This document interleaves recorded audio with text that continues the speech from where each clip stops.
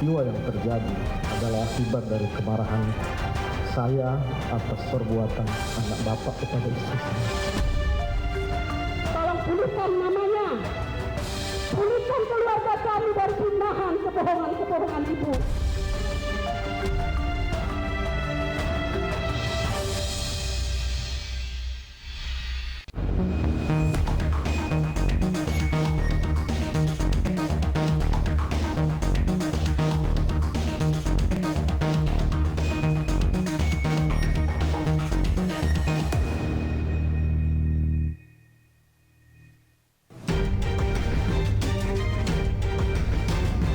Sidang pembunuhan saksi dalam kasus pembunuhan berencana Brigadir Nofriansyah Yosua Huta Barat alias Brigadir Joshua kembali berjalan dengan penuh emosi.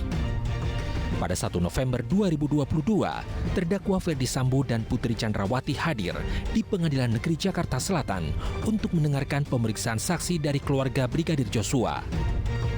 Saat bertemu di ruang sidang, Putri dan Sambo sempat memamerkan kemesraan mereka dengan kecupan dan pelukan, seolah tak menghiraukan banyak mata yang memandang. Majelis Hakim kemudian memanggil pihak keluarga Brigadir Joshua yang terdiri dari keluarga, kekasih, dan kerabat untuk bersaksi. Dalam persidangan, Samuel Huta Barat dan Rosti Simanjuntak, orang tua Brigadir Joshua mengaku belum pernah bertemu Sambo dan Putri secara langsung. Sidang pemeriksaan saksi ini menjadi momen pertama kali keempatnya bertatap muka. Usai menjawab seluruh pertanyaan selama persidangan, kedua orang tua Brigadir Joshua pun menyampaikan pesan kepada Sambo dan Putri yang diduga telah bekerja sama untuk membunuh anak mereka. Pak Ferdi Sambo ini adalah seorang ayah bagi anak-anaknya. Saya pun seorang ayah bagi anak-anak saya. Jadi, bagaimana kebalikannya peristiwa ini? Pak Ferdi Sambo jadi saya jadi Pak Ferdi Sambo.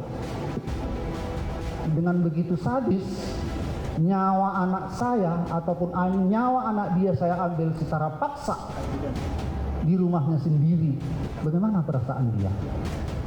Kejahatan apa yang harus Bapak tutupin untuk menginginkan kematian daripada anak aku, almarhum Yosua? Apa saja yang mau ditutup-tutupi, kami habis pikir sebagai ibu. Kalau ada kekurangan anakku, sebagai atasan Bapak bisa bijaksana dan memberitahu atau memberikan sanksi buat anak saya. Tapi dengan sadisnya, dengan keadaan mata terbuka Bapak, anak saya Bapak habisi. Jadi anak aku Nofriansyah Yosua, tolong pulihkan namanya. Pulihkan keluarga kami dari pindahan kebohongan-kebohongan ibu. Sudah terbunuh anakku ibu. Sudah tercapai keinginan kalian. Putri Chandrawati kemudian meminta kesempatan pada majelis hakim untuk menyampaikan permintaan maaf kepada orang tua Brigadir Joshua. Saya dan Bapak Ferdi Sambo tidak sedetik pun menginginkan kejadian seperti ini terjadi dalam kehidupan keluarga kami. Untuk itu, dari kerendahan hati yang dalam, saya mohon maaf untuk Ibunda Yosua beserta keluarga atas peristiwa ini. Sebelumnya di hadapan orang tua Brigadir Joshua, Ferdi Sambo terlebih dahulu menyatakan minta maaf. Namun Sambo tetap bersikeras bahwa Brigadir Joshua dibunuh karena adanya tindakan pelecehan terhadap Putri Chandrawati. Saya mohon maaf atas apa yang telah terjadi. Saya sangat menyesal. Saat itu saya tidak mampu mengontrol emosi dan tidak jernih berpikir. Di awal lewat persidangan ini, saya ingin menyampaikan bahwa peristiwa yang terjadi adalah akibat dari kemarahan saya atas perbuatan anak bapak kepada istri saya. Itu yang harus saya sampaikan, nanti akan dibuktikan di persidangan. Sejak awal tewasnya Brigadir Joshua diungkap ke publik, isu pelecehan seksual terus-menerus digaungkan oleh Sambo dan Putri. Banyak pihak menilai tuduhan pelecehan menjadi salah satu strategi untuk meringankan hukuman pidana bagi keduanya. Namun selain belum terbukti kebenarannya, terdapat beberapa kejanggalan atas rangkaian peristiwa di rumah Magelang yang disebut sebagai tempat terjadinya pelecehan seksual.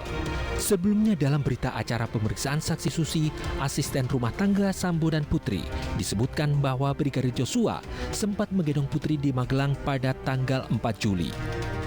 Namun saat di persidangan tanggal 31 Oktober, Susi berkata sebaliknya, yakni Brigadir Joshua ternyata tidak sempat mengangkat Putri. Ingat saya kalau Om Joshua itu datang secara tiba-tiba ingin mengangkat ibu, tapi nggak sempat ngangkat karena sama Om Kuat di penging, jangan di. Oh, dilarang. Siap. Iya, Om Kuat lagi yang melarang kan? Siap. Soalnya Om Kuat ada di sana, jangan angkat-angkat ibu gitu kan. Ini ibu loh, bukan orang lain. Baik, itu tanggal 4 ya? Siap. Ya, jadi nggak benar Joshua mengangkat ya? Siap, tidak ngangkat. Tidak pernah. Tidak hanya terus mengedepankan tuduhan pelecehan seksual, pihak Sambo juga berusaha keras agar terlepas dari dakwaan pembunuhan berencana. Namun kesaksian salah satu mantan ajudan Sambo yakni Azan Romer justru seakan memperlihatkan bahwa Sambo sudah mempersiapkan segalanya untuk mengeksekusi Brigadir Joshua. Setelah pintu terbuka, ya kan, turun. Pintu terbuka, saya lari, bantu.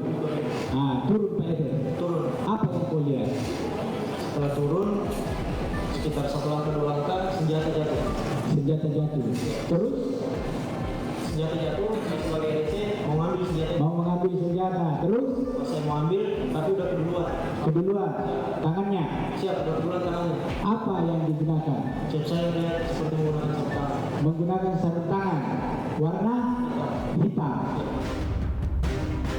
Dalam kesaksiannya, Romer juga mengaku dipaksa menandatangani draft berita acara pemeriksaan yang telah disiapkan penyidik Polres Metro Jakarta Selatan saat ia diperiksa di kantor Propam Polri. Anda juga mendapatkan draft BAP yang sudah jadi? Sama Pak. Isinya apa? Isi draft BAP yang sudah jadi? Jadi seputaran pertanyaan itu sudah ada Pak gitu. Sudah ada pertanyaan dan sudah ada jawaban, begitu? Kurang lebih seperti itu Pak. Jawabannya apa di situ? Arahkan. Jadi kayak kami tidak mendengar suara tembakan. Gimana? Kami tidak mendengar suara tembakan. Tidak mendengar suara tembakan. Terus kejadian apa yang terjadi pada saat itu? Anda Richard tembak menembak. Intinya kami datang ke sana itu di BAP kami, cuman kami datang, bapak masuk, bawa ibu keluar. Habis itu kami kembali ke Saguling. Anda tanda tangan BAP itu? Siap. Anda tanda tangan? Sehingga kami disuruh tanda tangan. Siap.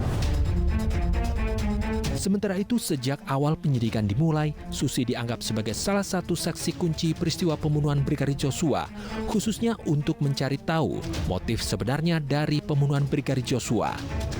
Namun selama persidangan, kesaksian Susi banyak berubah dan dinilai berkelit oleh majelis hakim. Apa saja kesaksian Susi yang dianggap palsu dan berbohong? iNews File akan segera kembali.